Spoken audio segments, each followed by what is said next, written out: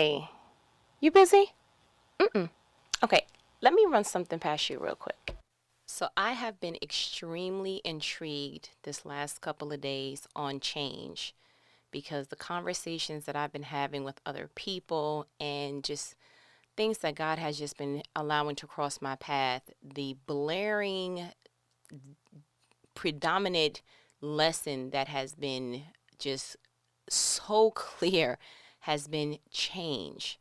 And so I felt it so heavy on my heart just to talk about change and process and all things tied together, just to get it off of me, but more so just kind of pick your brain about it. So, when you think of change, what's the first animal, insect, what have you, that comes to mind? I'll give you a second. Oh, you said it already. Yes, butterfly. So, I told you the last couple of days. I don't know what's been going on. God's been giving me this incredible lessons through like the animal kingdom, and I'm just like, okay, we talked about the lions, and then we talked about snakes, and I'm just like, cool. I mean, I could have learned all this when I was younger, when we went through the field trips and the circus, but you know what? That's fine. I'll just go through the zoo virtually, and you'll just show me something to talk about each time. So, and I just want to give kind of like a background. So I had literally three conversations back to back that I was just like, oh my goodness. I had one, spoke to one young woman. It was just amazing to hear that she was still going through and being affected by some traumatic, um, just abusive relationships that she was in the past. And so she asked me, why is it that I'm still carrying some of that? And what God had me told her blew my mind. I simply just told her, I said, you left the house of the abuse, but you still housed the abuse. And that just, again, brought to my mind that so often we think that change is leaving a situation, leaving a person. When I leave my mother's house, I'm never going to, but we don't shed the elements of what actually affected us because no one shows us how. As a matter of fact, no one really shows us how to escape it effectively. We just know that, listen, this is getting bad. We have to leave one way or another, right? I spoke to, and I think I told you this, I spoke to someone else and he was telling me that he was having issues with his mother and just talking about the things that she did in the past, and so I had to kind of show him and shape how to look at that different. And then I just had a recent conversation right before calling you where I spoke to someone who was just coming into the stage of really knowing herself, and she's like, oh my goodness, along the way of life people have told me that I am manipulative, or something that was just things that I just didn't want to hear about myself. And I would just kind of brush that off and be like, no, if I'm that, then you are. She took offense to it. But what I told her in that moment is change cannot stand on the platform of falsehood. You absolutely positively need to get to the grit and the dirty and the grime part of you and say, okay, this is who I am. And there is a clear disconnection sometimes, it's kind of dysmorphed, if you will, between who you actually are and who you think you are or who you would like to become. Sometimes those are two complete, polar opposites, rather. And so, with speaking with her, just hearing, oh my goodness, I'm manipulative, that has such a negative connotation to it that she wasn't receiving it. But what it actually was is she really desired for peace to occur. So she knew how to orchestrate people and get them to talk, even if they didn't feel like talking. She was doing things with a great intent. But when you zoomed out, it was still the basis of manipulation. And so it was just on my heart to just say, I feel like people sometimes stray away from all things change because we believe that some point or another change is this exhausting. It's the equivalent to making a dentist appointment. You have to, but you don't want to. I mean, just the thought of it kind of scares you, and you're just kind of, putting it off as long as you can. You're trying to hit the snooze button on change, for as long as it would allow you to. And then you just get to this place, I feel like God gets you to, where he corners you and he says, change or remain the same, but the time is now. The time is absolutely now. And so I felt like, at no fault of our own, we have a misconception on change. But it's all around us. Like when we come out, as an infant, we change into different phases, and that whatever your name is, right? Let's just make up a name. Let's just say Amy, right? Amy as an infant has different stages in her life. She was once the Amy that had no teeth. She was once the Amy who couldn't sit up. She was once the Amy who could not crawl. She was once the Amy who could not walk. She was once the Amy who couldn't color inside the lines. She was the Amy who couldn't sing her alphabets. She was the Amy. And so what I'm getting at is, although the essence of you never changes. Her eye color will probably stay the same. Her hair color will stay the same. Her skin tone, for the most part, will stay the same. Her name will stay the same. But within the framework of Amy, there will still be some changes within her. And if she does not adapt to, okay, this is the new stage of me, she will then hinder her future and her ultimate growth. So if toddler Amy decided, I never want to change my shoes again, then teenage Amy's going to have a hard time. And I brought up shoes before, right? If whatever stage that you in, if you just decide, you know what, I want to just stay right here, I like this, that's such a disservice, because you tell yourself, I no longer want to grow, and everything around you shows you no, growth has to happen. We see it in seasons. We see it in days of the week. We see it in time on our clocks and on our phones. Like, change is something that I don't want it to be looked at as, oh my goodness, it's inevitable, but it has to be looked at as, I need to adjust with this particular stage. You don't wear your winter clothes in the summertime and vice versa. There's just certain things that if you tried to hold on to it, it will sicken you. And so that is the essence, and that should be the fuel behind wanting to change. If I was to wear this wool coat in the mix of the heat index of 99 degrees, I will make myself sick not yielding to the change. And that is how change needs to be observed. That's how we need to start looking at things and say, you know what? I am not going to buck the system and try to prevent the process. I am going to go with it. It doesn't have to be the tidal wave of, I feel like I'm being washed away and kind of just, I don't know where I'm going to go. And there's all this scariness to it. It has to be, no, some adjustments need to be made in the change realm, or my future is on the line. I can actually remain stagnant and miss out on future blessings of all sorts, and I can't afford that. And so I went ahead and, like I said about the butterfly, was just super intrigued, because anything process and change, I'd like to get a different perspective on it. So I went to monarchwatch.org, and it said that butterflies and moths undergo complete metamorphosis, in which there are 4 distinct stages. It's the egg, it's when they have larva, or when that's the caterpillar stage, and then it's pupa, and then adult. And the monarch stage development from the egg to the adult is about 30 days. So I was like, wait a minute. They go to 4 different stages of completeness in 30 days. Now, here God is just trying to get you to change your mindset from last year, and you struggling with that.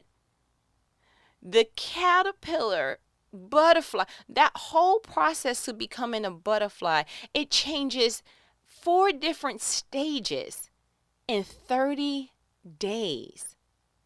And then I was like, okay, well, let me just go a little bit further, because as we know, sometimes the adjustment happens externally before it happens internally, right? You have to have a failed relationship to see, oh my goodness, I don't put myself first.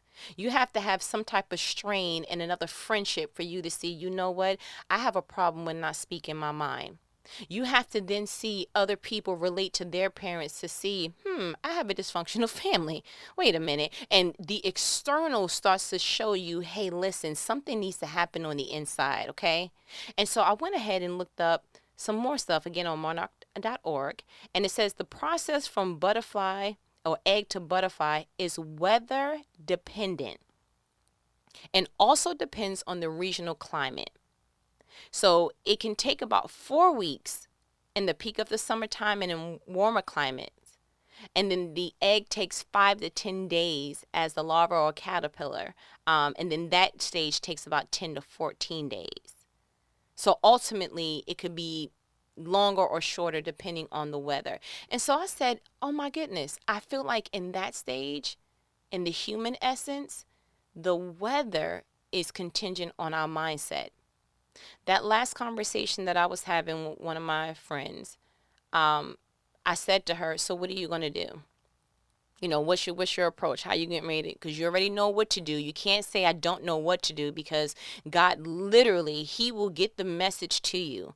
You will start to hear stuff on the radio and just, oh my goodness, confirmation. But what confirmation really means is you knew what to do, and for some reason you have not put it into play yet. So God's going to send it again until you get the lesson to, okay, I need to go ahead and do this. And so I asked her, okay, what are you going to do? And I could already hear in her tone that she was not ready for the change. So I asked, what's your kryptonite? What is the thing that's preventing you from going the extra step to do what needs to be done? And her thing was, and I loved the authenticness in this. Her thing was, I'm not sure if I'll be able to uphold it. I'm not sure that this new way of putting myself first, if I would be able to continue to be that way, because she was struggling with being a people pleaser. And I said, yo, first step, I just want to give a hand clap of praise. That was amazing for you to even admit. For you to admit that I want to, but I don't know in and of myself if I can. Because I think that if we're all honest and really looked in the mirror, we've dealt with that. You know that relationship should have ended a long time ago, but when he calls you or when she calls you, you like, I don't know if I have the enough strength enough not to answer that phone. Thank God for the block button now. Because prior to that, some of us were just victim to our own situations. Some of us try to go ahead and change the name in the phone, don't answer, bad news, the devil, whatever you need to change their name to, and that still doesn't work. Then you figure, okay, I'm going to tell my friends, and then once I let them know, I'll be too embarrassed to go back. So you tell them, I'm not messing with such and such no more, and then you go through this whole crusade, and then now you find yourself sneaking around trying to talk to such and such because now you feel stupid. And so, if we're honest, we knew that job, you were supposed to leave that job a long time ago. But you so concerned about how much money you're going to be getting, and you're not going to be getting a direct deposit every 2 weeks. And so you have surpassed a long time ago your welcome and your assignment at that job. You knew from the time that such and such asked you, hey, can I come and visit? You knew that family member and you were going to bump heads. I don't even know what you're doing. Yeah, why'd you even allow that to happen? So and you probably said in your head, nope, because if she called me again, she can't spend the night, and because I'm going to just go ahead. And as soon as they called you with a little bit of the crocodile tear, you're like, but how long? How long? You could justify that in your mind, but you knew on the onset, this was supposed to not happen. I don't even know. And then you get upset with yourself, right? You're like, why I let him back in? Why I let her come visit? How come I wasn't going to let such and such borrow no more money? And then here I go again. You know what? I said if such and such asked me for another car ride, that I was going to be brave enough this time to say, you can, but you need gas this time. And then here I am, gasless in Seattle. You see what I'm saying? If we're really honest, we've struggled with that, because I think that we all have a level of wanting to please people, but it becomes a prison when you disregard what it is that you truly feel and what's your truth. It was never intended for you to care about people so much that you abuse yourself. That was never the intent. The golden rule remains: treat people the way that you want to be treated. It does not say treat people to the detriment of mistreating yourself. Did you get that? And I think a lot of us, especially the good-hearted people, you want to be a good person, quote unquote, whatever that means in your head. Whether it's always being accessible to someone, always being a listening ear, always meeting someone's need if they come up short, always. And what it really truly is you want to be for people what someone failed to be for you. If you're really honest with yourself, the reason why you rush around to go meet such and such's need and make sure that they have, and ooh, how much are you short, and you need a place to stay, and blah blah, because somewhere in your time life of the journey of your life, someone let you down and was not there. And so you have became for someone else what you felt like you needed at one point of another. And the huge difference is you became that person's clutch, where if you had that, that would have simply been your help at that time. You are no longer a help, you have become a crutch. Meaning this person has no desire to learn how to walk. It just feels good to lean on you. You see what I'm saying? You are the, okay, let me answer the phone, and I know I'm not supposed to answer the phone for such and such, because you feel like for some reason we do this weird thing where we think our heart and our intentions is reflected or mirrored on the other end of the phone. Meaning you feel like you look at the name and you feel the googly feelings, and you're like, oh, but I miss such and such and all of that. And what you're not really realizing is that person doesn't feel like that toward you. This is seriously a 2 o'clock in the morning phone call by happenstance. Not because I've been thinking about you all day. Not because of anything that's going through your heart. Like, I know, and I couldn't eat because I was thinking. No, that's not true. Because let me explain something to you. When you know what you have, it doesn't take 2 o'clock in the morning for you to realize it. When you know what you have, it doesn't take for an argument and for things to go bad and for it to be threatened. I'm leaving and all these other different things for you to realize, halt. I now know what I have. I would like to then have another chance to. No, that's not how that goes. You don't risk losing something or having something, changed in a negative capacity to then realize, oh, I see the value in this. No, that's not true. When something is fragile, it is handled fragilely. When something is valued in your life, you handle it with value. It really is either black or white. Either you value it or you don't. Either it's a sensitive matter to you and you treat it with a delicacy, or you don't. It really is that simple. There is no gray area in how you treat a person. Either you really want them in your life or you don't. And how you can tell, you don't need to speak nothing. I don't want to hear what you have to say at 2 o'clock in the morning. I want to know how you treated me these last 2 years. I want to be able to look back on the real time of what you've done and be able to say, what do I believe more? This 2 o'clock in the morning phone call, or what I've seen you do in real time these last couple of months, this last couple of weeks? Then you started singing the Sunshine Anderson. I heard it all before. That's why apologies get boring after a while, because you can already, exactly what they want to say, what they're going to say. As a matter of fact, when they're saying it, you're rolling your eyes like, I know. You're sorry, you just don't know, and you're dumb because I'm the best thing that ever happened to you. And you're kind of going through it like, yeah, I get it. But actually you don't. Because not only does change take a process with us, it takes a process with the people on the other side. And ultimately what change is doing is we are doing a dual training of two different entities. We are refocusing on ourselves and redefining, okay, what is it that I stand for? Who am I? And you start to get a whole okay, I'm just fine tuning this stage of me.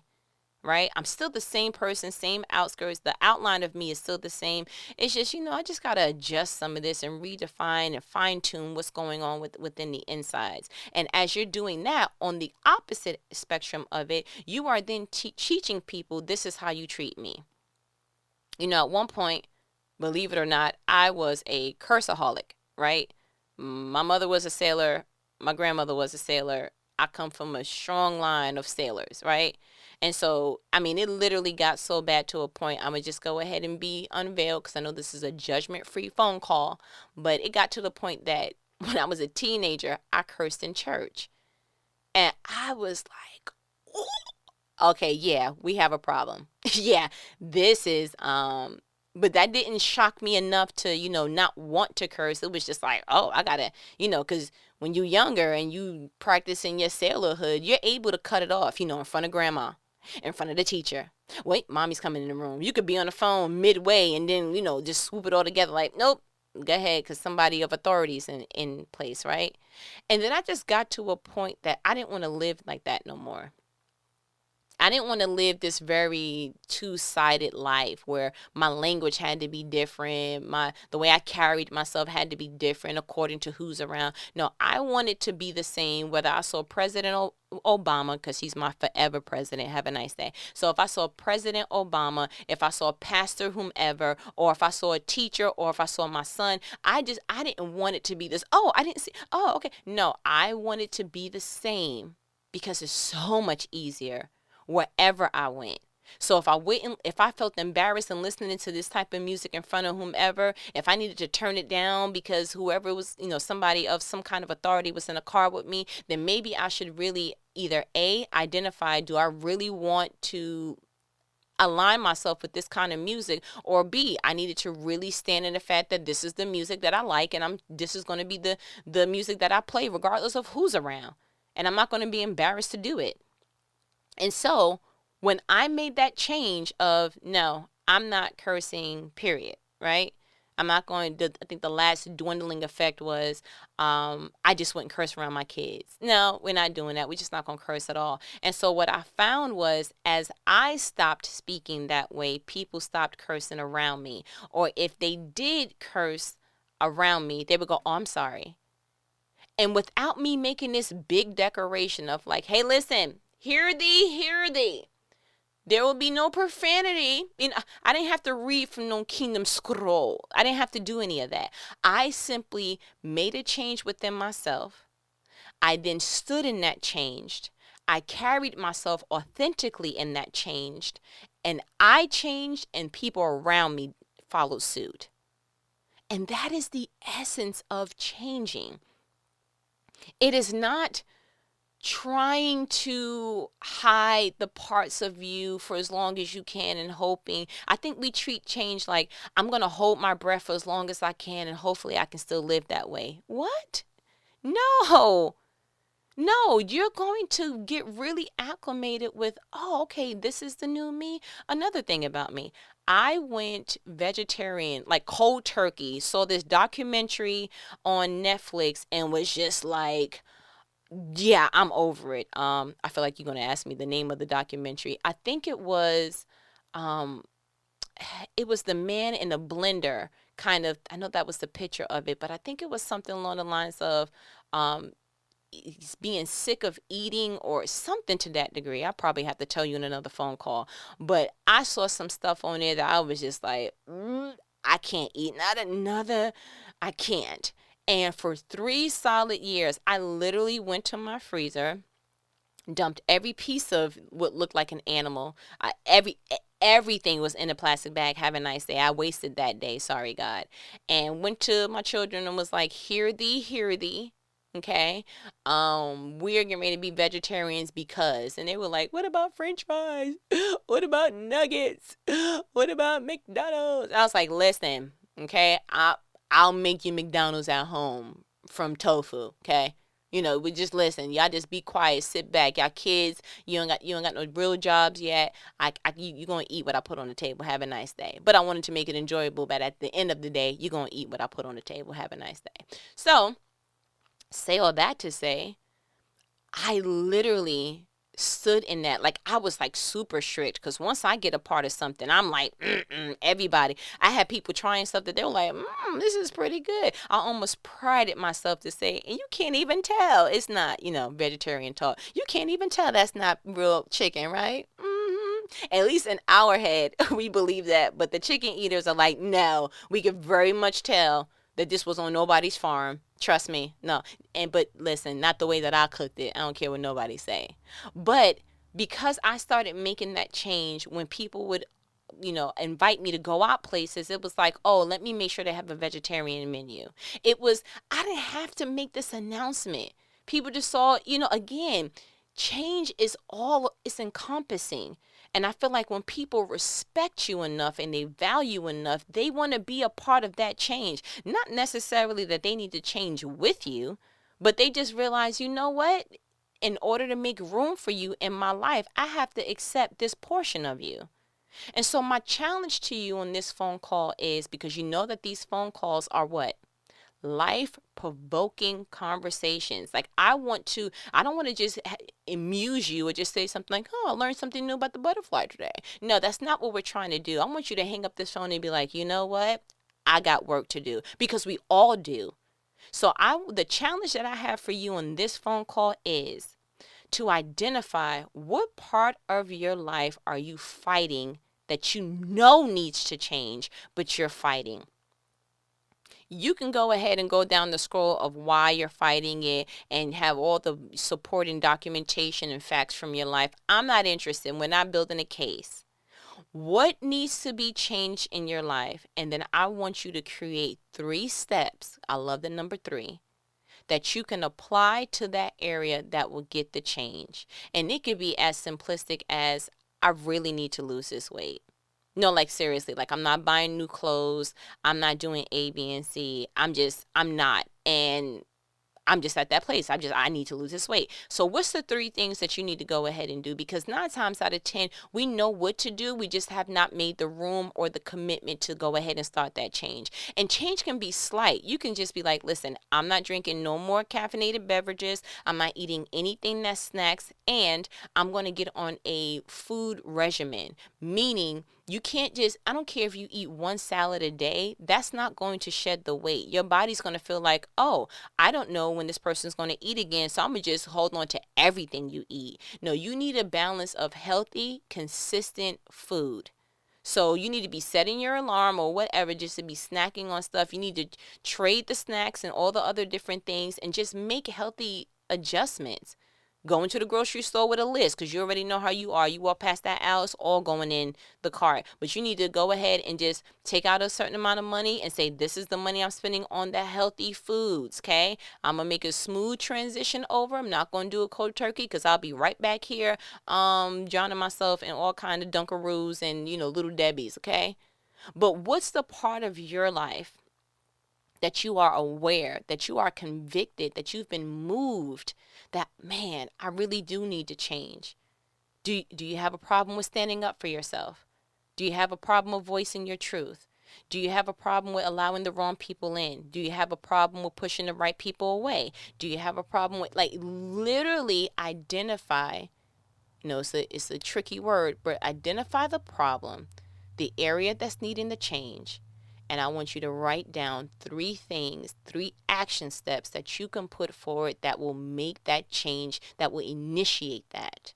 I don't care if you have to Google the last one where you're like, I know of 1, maybe possibly 2, I don't know, 3. Then you Google your problem and say how to get over or how to change. And then from the list of stuff, because you live in a very knowledge-based area, or generation rather, we have so much knowledge and we apply so little. So go ahead and find something and have a 3-step change process, and you need to change it.